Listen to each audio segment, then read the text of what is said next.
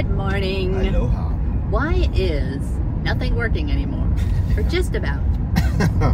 Everything is changing. Forced change. Subtle changes. Change, you name it.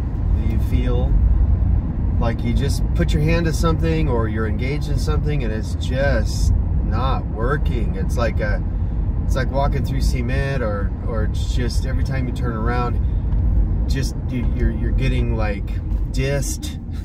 You know, it's what's coming to mind yesterday is while we were at Red Cross and doing our service there on Maui, we had this coworker that everyone was getting lays on lay day, and these beautiful fragrant gardenias and plumerias, and she didn't get one. She was the only woman because the guy was handing out these lays to the women, and she's the only one that didn't get one. And it's just like, so I noticed it, and I went to the guy handing them out and said, "Hey, do you have one more?" And he took one off of his neck, and it was kind of like this little thin layered, you know, flower. It wasn't as beautiful as these. Yeah, even though this is day after. Yeah, but it was fragrant. Yeah. And she just kind of, you could just tell it went, like, thanks, you know? I get the leftovers. And she has had one thing happen to her after another. Especially this week.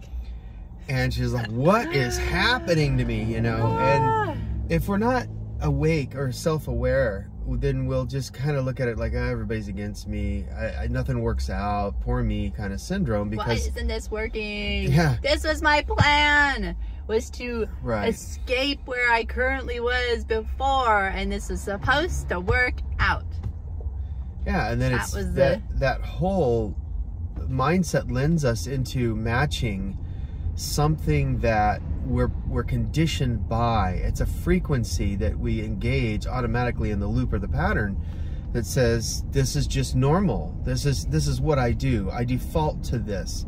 But yet we're not even conscious of that most of the time. It's just we default to it because it's the frequency match of what the conditioning cries out for. And that's how we get trapped in the loop of egoic activity. Yeah, or the expectation. Like, oh, this is what always happens to me.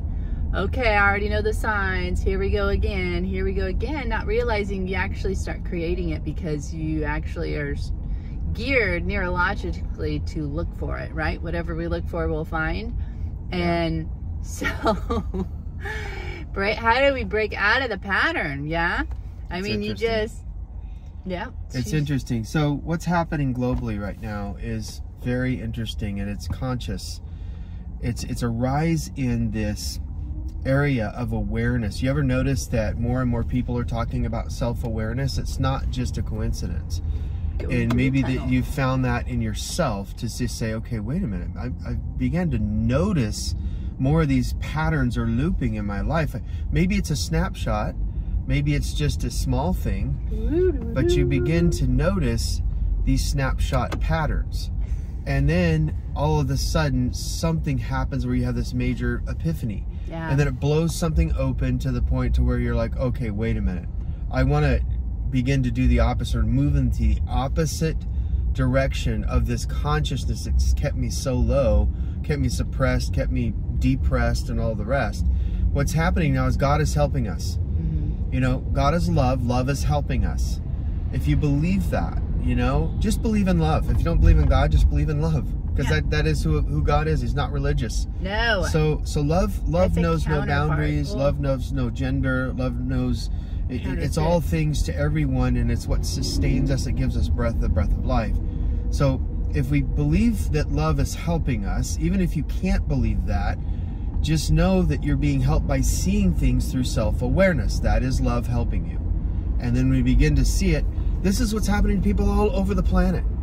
And we're coming into a consciousness now that says, I'm sustaining you at a different level, at another level, so that you can see it for what it is, and then help break past the loops, and then begin to send love back down, if you will, to that egoic woundedness, so that we can integrate, and then we can fully ascend. This is how we do miraculous things. This is how it just comes through us.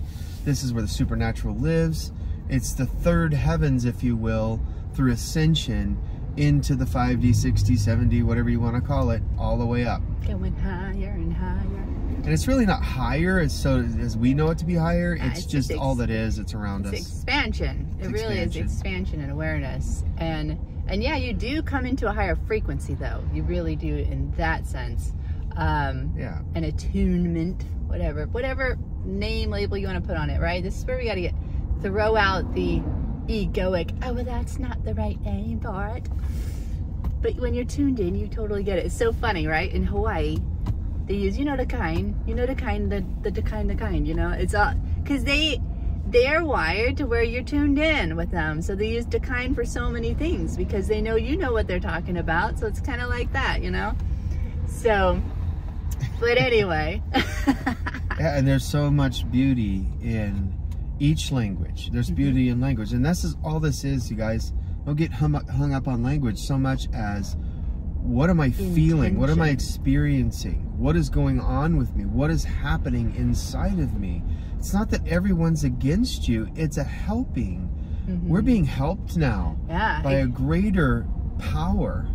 Yep, exactly. Science is coming out just unraveling the truth of our DNA. Like, we've been watching a Greg Braden episode right now on Know Thyself on YouTube. Man, you guys, it's just, and it just came out. It's, I think, a 4-part series, but he's a massive scientist, archaeologist, you name it, the list goes on, and he's been cracking the code of the languages. These is like the 4 languages that go way back in history. I mean, he's traveled the world, been all out to the farthest of the farthest groups, and they all have the same similar stories breaking down who we are in the old languages, and it's incredible.